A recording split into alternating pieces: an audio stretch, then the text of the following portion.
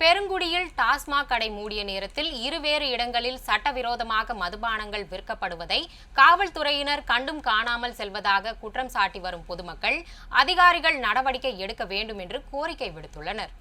Chennai Perungudi OMR சாலையில் பழைய சுங்கச்சாவடி அருகேயும் பல்லாவரம் துரைப்பாக்கம் ரேடியல் சாலையில் உள்ள பழைய சுங்கச்சாவடி அருகேயும் உள்ள ஒரு டாஸ்மாக் கடைகள் செயல்பட்டு வருகின்றன.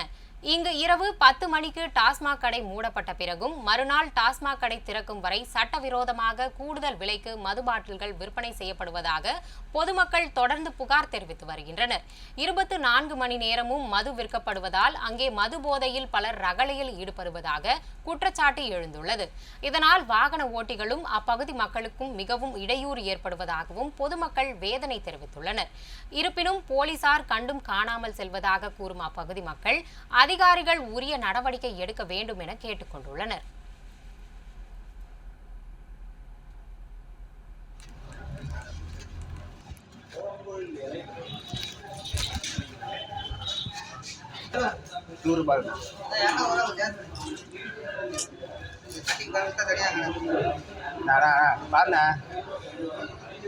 டைமர் ஆயிடுச்சுண்ணா.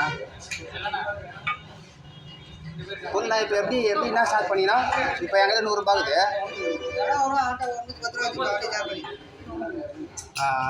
கோட்ரா வாங்கினா 210 ரூபா, கட்டிங் வாங்கினா 110 ரூபாவா?